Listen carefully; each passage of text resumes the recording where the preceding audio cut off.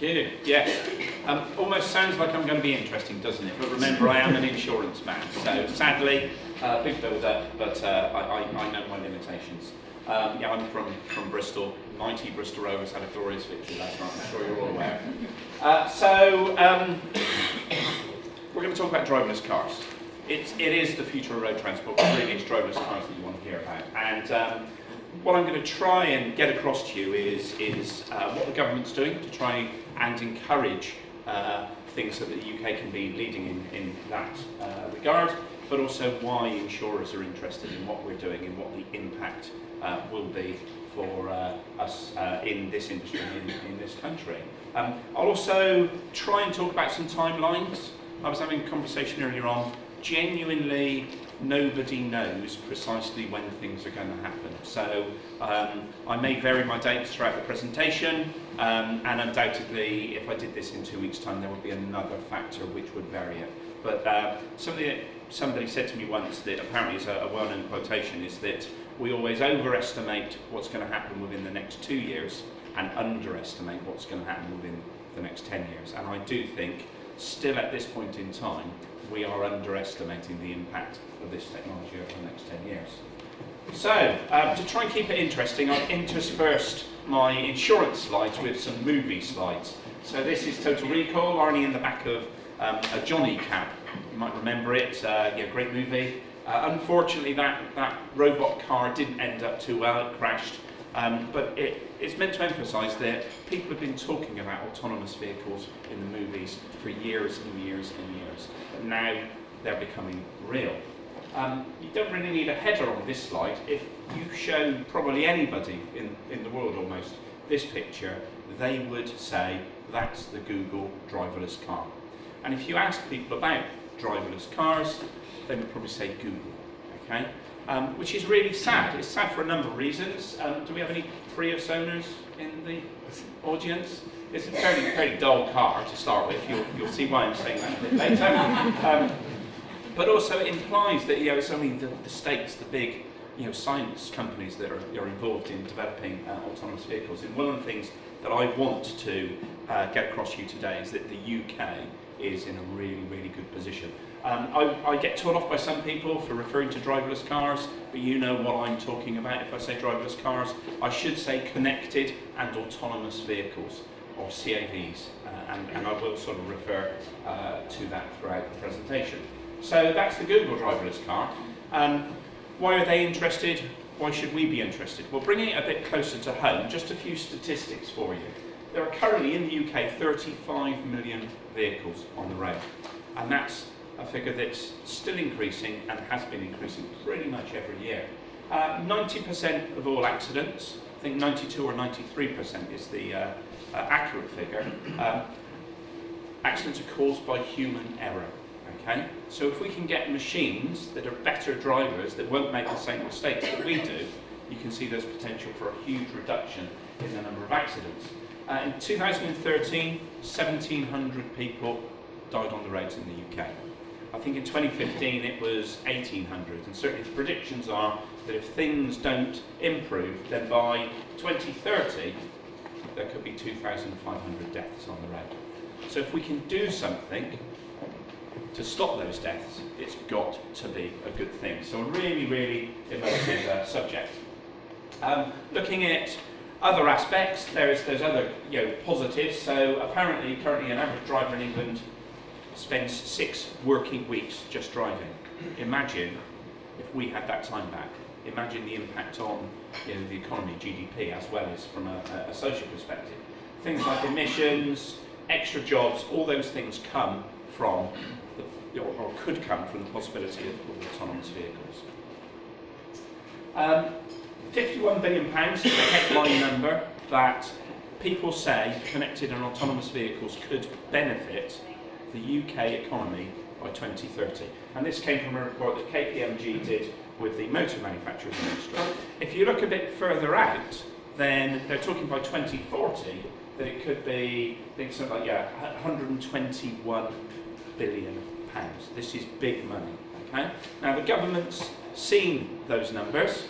It's also seen the concerns about road safety generally, and it's decided that it wants to help the UK take full advantage of it. Because when you see these big numbers, it's not saying that the UK will benefit to the tune of 51 billion, it's that it could. So what the government decided to do was try and get involved so that we would rather than could.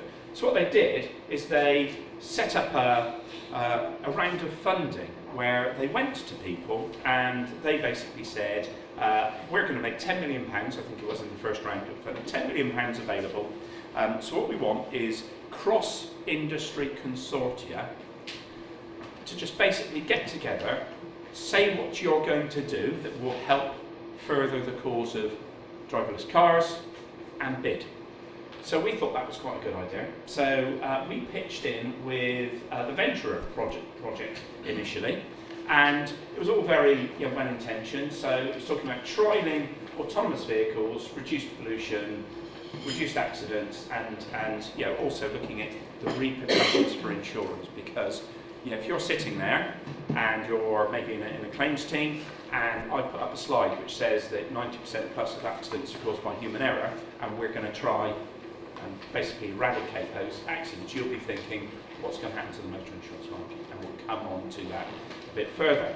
So there were 3 consortia that were successful in the first round of government funding, and we pitched in with a couple, and amazingly we were successful for 2. So Venture, as I said, was the first one, and it really is cross-industry. So this is just a selection of some of the other firms that are involved with Venture. So we've got BAE Systems, Bristol Robotics Laboratory, Atkins, who are the sort of lead consultants, First Buses, and a bit of contrast from First Buses, that's the Bristol Bus Company, to Williams, the F1 team. Okay? Now, why on earth are Williams, the F1 team, involved? They're involved because they spend millions of pounds building simulators, sort of Xboxes on steroids, so that their drivers can practice without breaking the rules and going around the proper real F1 tracks. So they've recognised that if they can take advantage of their very interesting work in another sector, so using it to test autonomous vehicles, then they can make quite a bit of money. So a huge diversity of people involved, and the focus here is testing technology and a focus on legal and insurance implications. We're also part of, a bit closer to home, UK Auto Drive in Milton Keynes. This is very different. It's led by the motor manufacturers, if I'm honest. With Venturer in Bristol, you go to a meeting, you all sit in a room and you share and everything's transparent. When you're dealing with these people, you've got to bear in mind that Jaguar Land Rover, it's their intellectual property when they're talking about what they're going to do. And therefore what they'll do is they'll hide in darkened rooms, and then they'll come out and ask us to do a report on something, and then they'll disappear again. So there's lots of work in UK Auto Drive with regards to the motor manufacturers, but also they're going to put 40 pods on the streets of Milton Keynes. And we hope to insure them, certainly as part of the consortium we will offer our services, and we've had those discussions. And they will just pootle around, take you from the station to the shops, things like that, but they will be fully autonomous vehicles rather than operating on a track. And the first thing I should mention is that when you're talking about driverless cars, autonomous vehicles, there are going to be 2 distinct streams, and they're both represented within this work stream. So one is going to be the car that you may go out and buy, that may be completely autonomous, or maybe just flip a switch and you don't need to drive it anymore. But there will also be pods, little milk floats as I like to refer to them, or golf cars, that you will not be able to have any influence on other than maybe typing in a destination. In the second round of government funding, we decided we would pitch in again, seemed reasonable. So we're also part of a consortium called Flourish. And this is much more about the human-machine interface. I think in the first round, it was about the legal, regulatory impact, the technology, lots of focus on the technology.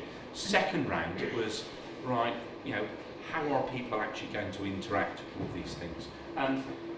One of the interesting partners in Flourish is HUK. Now, they're not doing a lot of work, but they're described as a critical partner. So they're signed up because what we want to achieve through autonomous vehicles is mobility for everyone.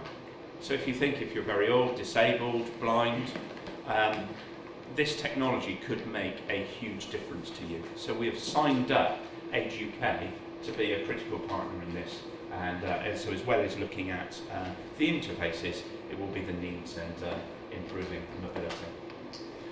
Back to Bristol and Ventura. You will have gathered I'm a proud Bristolian, God knows why if you've been to Bristol, but this is my favourite slide ever because it's embarking to Brunel's suspension bridge, and this is our driverless car. Now come on, it looks better than that Google thing, doesn't it? It is a Bowler Wildcat, which is Land Rover Defender on steroids, and it's a test bed. This is not going to be a production vehicle, but what it has is a big generator in the back and racks of computer bays, and basically you can test anything with it. And it's got sufficient computing power for you to be able to chuck loads of data in, get loads of data out, and you can test all these little peripherals. It's got a massive LiDAR thing on the top, and it was already owned by BAE Systems and built as a test vehicle, but that is the real life vehicle that we are using as part of the Venture Consortium. When they did the initial launch, they had something up in Greenwich, and they had the 3 consortia represented, and we were quite proud in that our vehicle was the only one that got to the launch on its own 4 wheels. All the others, I don't even know if they had engines, they were just basically wheeled off of a low loader and dumped there. But it is a really good vehicle to be able to test things out in the real world. So what's the Venture approach? Well, it's fairly straightforward really, in that what it's trying to do is it's in increasingly complex situations, it's testing autonomous vehicle technology. So it's testing connectivity, it's testing sensors, it's testing the computer software, the algorithms. And in terms of increasingly complex situations, people will say, so David, have you been in a driverless car? And yeah, I've been in that one, but only going around the University of the West of England car park, so not the most exciting. But it is now going out on roads, proper roads, in collecting full and meaningful information. And we've got a little video.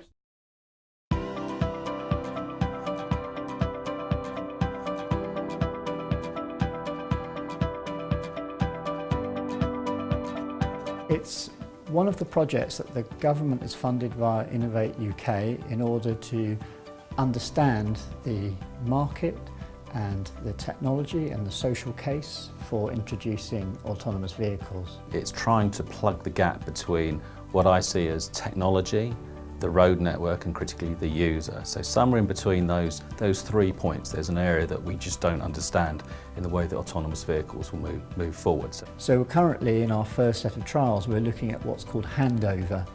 That's how the driver takes back control from the vehicle when perhaps you come to the end of a road which is equipped for autonomous driving, and also how the driver can pass control to the vehicle. So we're looking at how people respond, how much warning they need, what their reaction times are, and whether the process could be seen to be safe or not.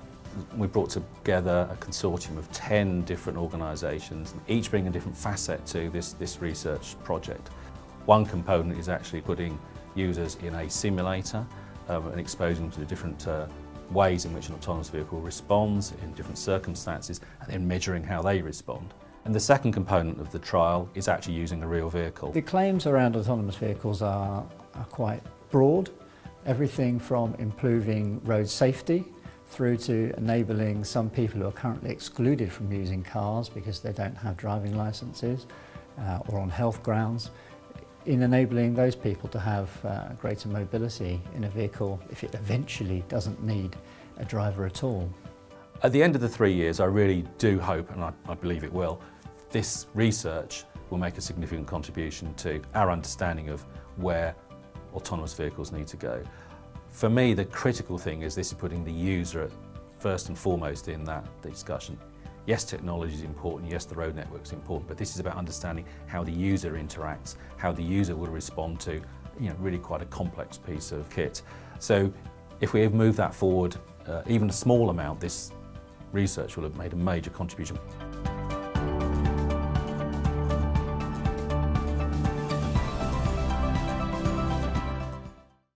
So you saw there the simulator. You saw the you actually saw the UE, University of West of England car park, strangely enough. And they're testing the handover. Why are they testing the handover? Because we as the insurance industry said we're worried with autonomous vehicles about the handover. You know, somebody's been on a motorway, letting the car do all the hard work, suddenly it has to click into manual mode. How are people going to respond? That's something that we need to build into our rating. So that was very good. I've got a few slides from what we refer to as our project prospectus, but really they're just to highlight some I suppose, key bullet points. And the big one is safety. Okay, we need people to feel safe. We need them to absolutely trust this technology. We talk about the 4 T's, and trust is one of them. There is a big fear that driverless cars could be the next GM Foods. Now, what does that mean? GM Foods, apparently there's nothing wrong with them, but we won't have them in the UK because the public has decided they're not safe. Imagine if the public decided driverless cars weren't safe. So we need to make sure that there is absolute trust. So there have been a few surveys to see how things are going. Unfortunately, people tend to focus on the negatives. So 76% would not put a child into a driverless car for a trip alone. Well, that's a fairly contrived question as well, isn't it? You know, a child alone. But maybe more worryingly, 46% think cars will not be safe. We probably shouldn't be worried about that, though. This is planes, trains, automobiles. Trains, when they first came out, there was genuine concern that if you travelled at a faster speed than 12 miles an hour, all the air would be sucked out of your body and you would die. It's true. Planes, all sorts of concerns initially, but now, look at where we are.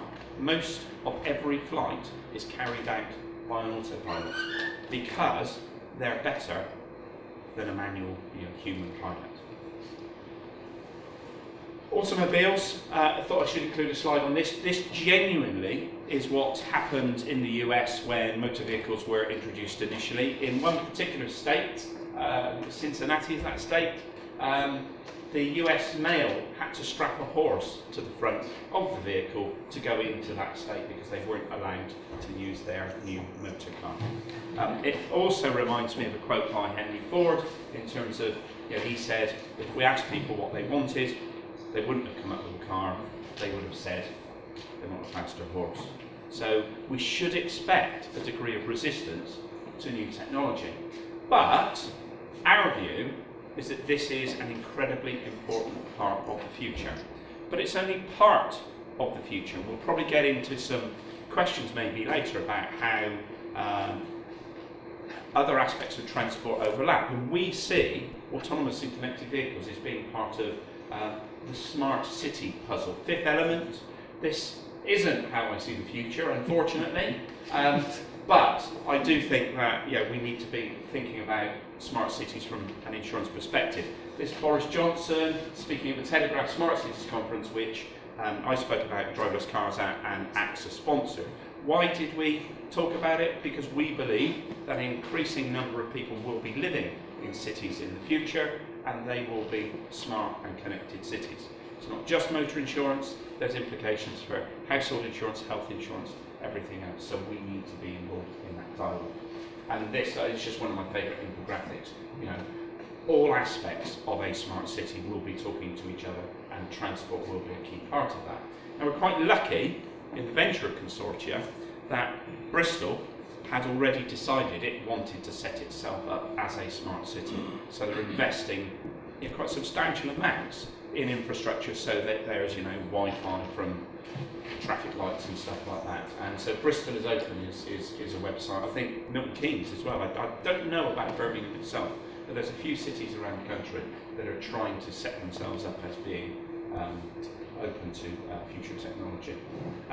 Just some stupid examples that maybe will prompt some questions later. You can get an app in Kensington in London which tells you where there are free car parking spaces. Okay? Why is that useful? Why is that relevant? Well, apparently 30% of congestion currently in cities is caused by people looking for car parking spaces. 30% of congestion. So imagine if that app was just embedded into an autonomous vehicle, it could take you straight to a parking space. No problems at all. Doing away with that congestion. The other aspect is some of you might say, yeah, but they're autonomous vehicles. Why do they even need parking spaces? And that's a very valid point. And you think what you could do if you knock down all the car parks, you could build a lot more housing, you could build retail developments. So the implications of connected and autonomous vehicles go way beyond just thinking about the car itself. Testing is incredibly important. It's another of our 4 T's. And we are adamant that this technology should not be let loose on the roads in fully autonomous mode without a trained driver, just in case, until it's been fully tested. You will have heard of Tesla.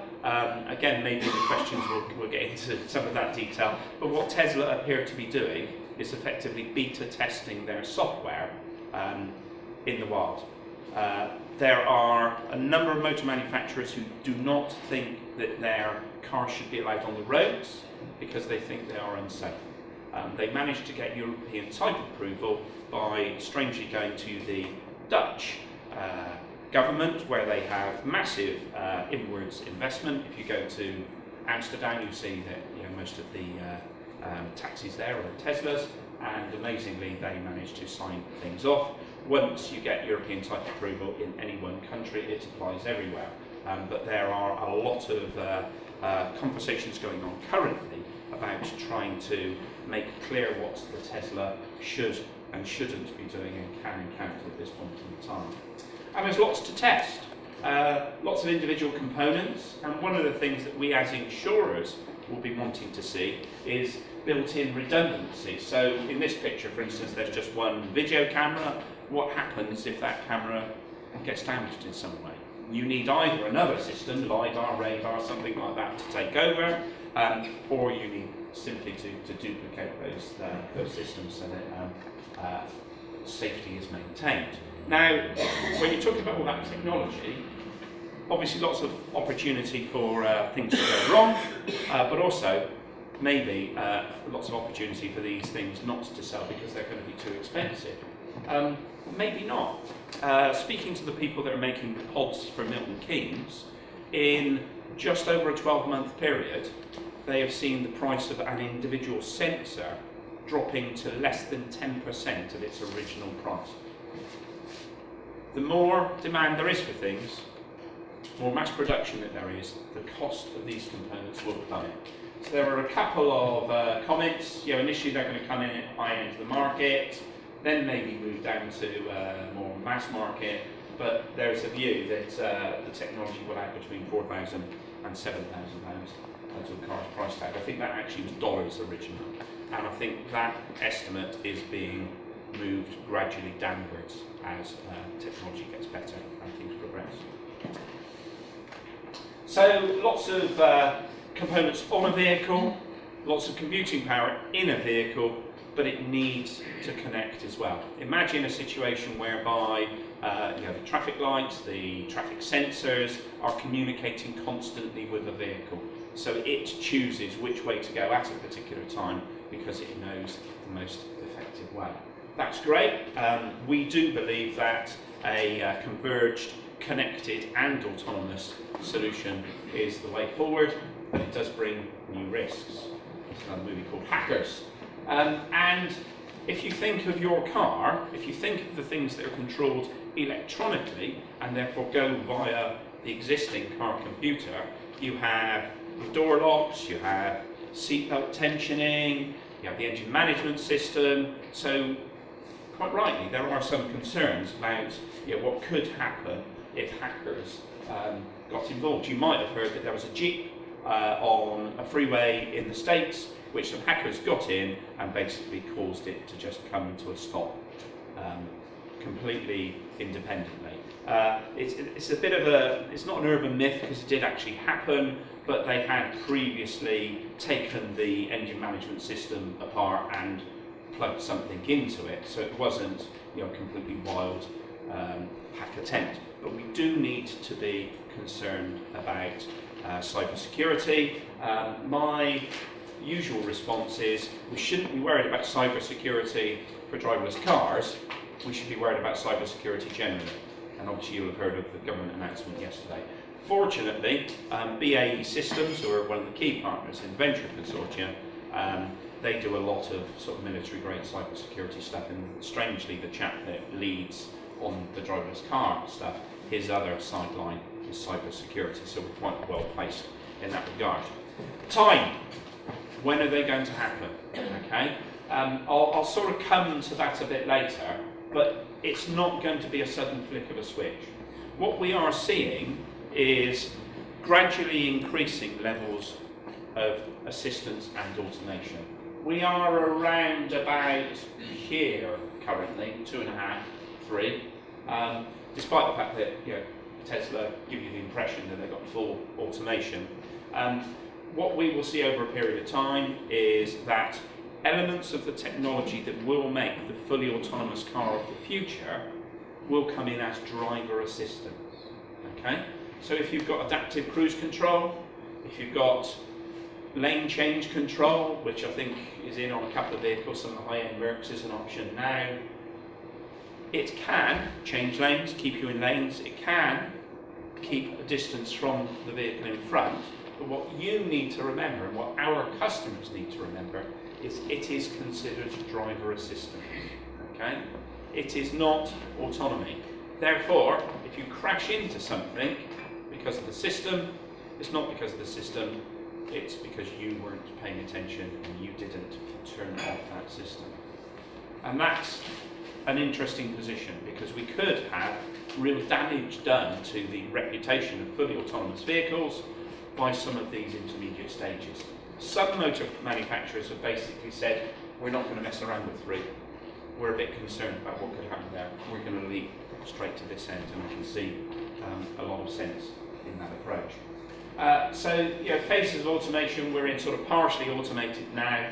Certainly by 2020 things will be fully automated, highly automated, and then 2025 fully automated will be out and about. I'll come back to some dates, but it's happening now. So we as the insurance industry decided we needed to get the right people involved. There's a movie called Autonomous, looks all very, you know, sexy and technical, so I was trying to get something to symbolise the autonomous driving insurance group, which is me and another load of insurance blokes. So I thought, you know, dark and sexy probably wasn't right. So I thought that was, you know, a wild rabble. It's a bit of a take on a Quentin Tarantino movie. But we do have, within the Association of British Insurers, the Autonomous Driving Insurance Group. And what we have been doing is working with Thatcham, the Motor Vehicle Research Institute, that we as insurers actually own, and doing a lot of work. Yeah, we've engaged BLM and other lawyers to, if I'm honest, help advise the government and come up with questions that we think the government should be asking. Enemy of the state, we are not the enemy of the state, but we recognise that if we don't influence the government in a way that we think will be right for the man in the street, there is a danger that they will see, you know, have a little chat with Nissan, want to keep them in the UK, and basically agree to anything that the motor manufacturers want. I'm not saying that will be bad, but it might be.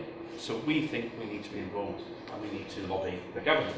So what the government have done is they've issued a consultation, which they're referring to as the Pathway to Driverless Cars. Okay? And that consultation submissions are in. We are now waiting for the response. Genuinely, I feel, you know, quite proud and pleased that the ADIG shaped a number of those questions. So once the consultation report comes out, there will then be the Modern Transport Bill. And that is when things get really interesting, because as well as talking about reducing red tape and making it easier for people to invest in autonomous and connected vehicle technology, it will start defining who's responsible. Okay? Because we have the Road Traffic Act, and the Road Traffic Act is there for a reason. It's not for insurers to sell policies, it's to protect the man in the street, and I'll come back to that. So double indemnity, this was the nearest I could get to an insurance movie. And so who is going to be responsible? Well, as I said earlier on, at this point in time, we've got a situation whereby systems are being put into vehicles, but if you read the small print, they are saying, this is driver assistance only, you are still responsible. Okay? And whilst Mr. Musk from Tesla will say you can click your key fob in California and the car will come across from, or potentially could come across from New York and park itself in your garage, that is illegal, and also, in our opinion, the technology is not there yet. What we are talking about is systems that fall into this category, and indeed Tesla have said they do not see themselves accepting any responsibility for accidents, and it is driver assistance only. Okay? So what we've been saying for a while is that at this end it's really straightforward. The driver's responsible. At this end, if the driver's not having any input, how can they possibly be responsible? And who is going to be responsible? Okay? Our view at this point in time is that what the government will do is they will look at the Road Traffic Act, they will reflect on the reason it's there, which is to protect road users, and they will basically mandate that even with autonomous vehicles, there has to be a conventional RTA-style motor policy which responds in the first instance. Okay? So if an elderly lady gets clipped by an autonomous vehicle, her claim will be dealt with by an insurance company in the usual manner. What we don't think the government will want is that same little old lady to then spend 3 years having to negotiate directly with massive, highly paid lawyers from the Ford Motor Company or whoever. So what we think will happen is that in the first instance, claims will tend to be dealt with in the existing manner. We also think that will be good because then there's a future for motor insurance and for motor insurers, but also it's going to take a long time for manual vehicles to disappear. Even if everybody fell in love with driverless cars tomorrow, it would probably take about 15 years for there to be, say, 90% driverless cars on the roads. And it would just be really difficult to have two different systems. So we believe that that is what will happen. And then there will be some right of recovery against motor manufacturers in certain circumstances. And that's where we're beginning to get into the detail. We think that makes sense for the man in the street. We think it makes sense in terms of the reality is the roads will be safer. We know we can price for these things. What we can't allow to happen, and this is not for insurers' benefit, what we can't allow to happen is motor manufacturers to not have any liability at all, because that just wouldn't be sensible. You need them to have some skin in the game from a safety perspective. But whether that will be based around existing negligence tort principles or whether there will be something more formal in statute, that's what we're going to begin to talk about. So, threats and opportunities. One of the things that this is, Star Trek Nemesis. Anybody know who that is? Data. Well done. My favourite Star. Well, no, 7 of 9. I think probably means. Anyway, data is something we spend a lot of our time talking about when we're discussing autonomous vehicles, because if you speak to German motor manufacturers, they will tell you that any data that comes from their vehicles is theirs, and they're not going to share it with anyone. Okay? They say that partly because there are some weird German regulations with regard to data generally, but also because they see it as a potential income stream. They see that data, if you don't have to pay attention when you're driving your car, you can use connectivity to sell additional products. Okay? We, on the other hand, think that it's not right if there's an accident and there's some debate as to who's responsible, for the only people to have access to the data which can confirm who is responsible to be potentially one of the defendants. So we are pushing really hard for the UK government to lobby and insist that any data is considered as belonging to the customer, the person in the vehicle, and that it can be made available. We also think that will help in terms of speeding up claims resolution and also further improving safety and systems. So that's a really, really big opportunity. There is already a lot of work going on analysing the performance of different components which will contribute to which ones make their way into the autonomous cars of the future. If you look at automated emergency braking systems, for instance, they will be one small component, effectively, of a driverless car of the future. They reduce accidents by 15% and injuries by 18%. So even if they're not stopping the vehicle completely and absolutely, because they're slowing it down quicker, they're having a massive impact on reducing bodily injury claims.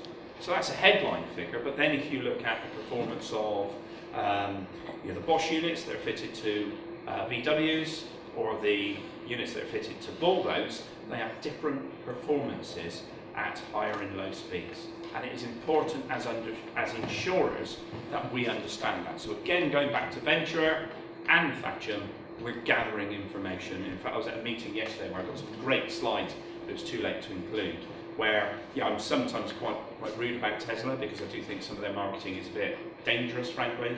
But when you see the tests that Thatcham have run on their ability to stop and avoid an accident, it's frankly amazing. Very, very, very good kit. We need to understand that so that we can price these vehicles differently.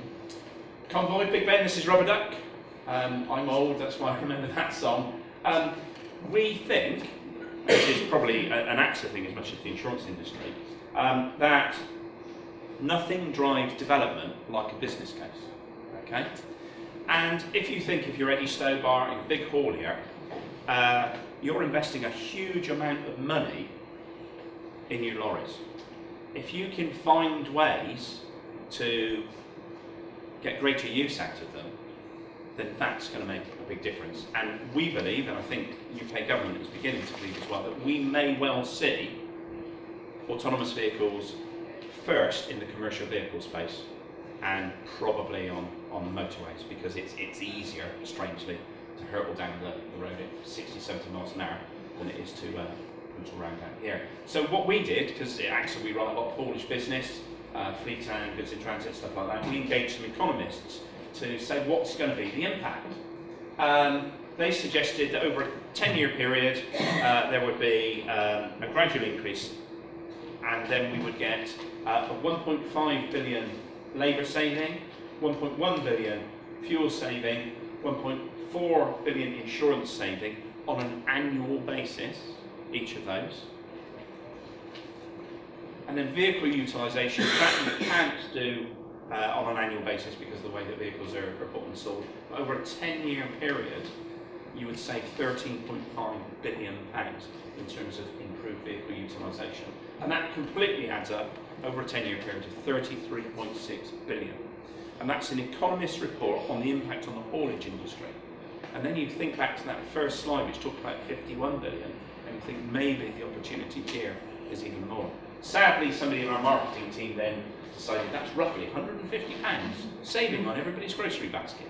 But it's a massive number, a massive impact. The good news is a lot of people worry about autonomy and think that it means people's jobs are at risk. Now, clearly, that could be an issue. But in the haulage industry currently, there are big concerns with the number of people that are prepared to be long-distance lorry drivers. There's a lot of people coming up to retirement, and there is a big concern that they won't have enough drivers. So the idea of this technology coming in in commercial vehicles could well help. So I said I'd sort of come towards the end with when I think some of these things are going to happen, and this is a slide that sort of represents it. So I think by 2018 you will be able to take your hands off the wheel for a specific period of time in certain geo-fenced areas, so probably on motorways. Okay? The technology is already out there. You might have seen YouTube videos. There's ways to turn a 3-minute period into a complete journey. Apparently if you strap a Coke can to a full Coke can to your steering wheel, it feels like there's some resistance, and therefore the car thinks somebody's fully engaged. So it's a dangerous period, but that will be 2018. We think what will determine that timeline will not be the technology, it will be regulations. And we think the government in the Modern Transport Bill will set this out. So 2018 we think you'll be able to take your hands off the wheel for a specific period. By 2021 we think you'll be able to, I'll go down to Bristol, I'll do the fiddly bits, I'll get on the M11, then the M11, M25, M4, the car will just drive itself. It will be wonderful. And then 2025, then you will have fully autonomous vehicles that can go anywhere, even in urban areas. That's our current prediction.